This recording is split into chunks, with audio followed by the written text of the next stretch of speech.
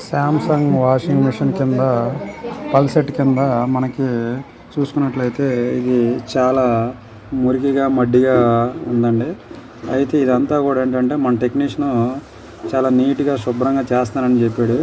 కాబట్టి మనం దీన్ని కొద్దిగా శుభ్రంగా నీట్గా చేసుకోవాలండి. ఇది దగ్గర దగ్గర 3.5 years అబోవ్ అవుతుంది. కాబట్టి దీన్ని నీట్గా మనం సర్వీస్ చేయాల్సి ఉంటుంది.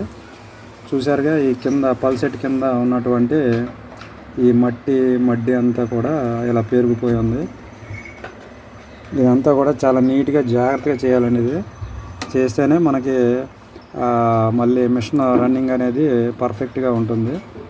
అలాగే వాష్ కూడా బాగా నీట్గా వస్తుంది.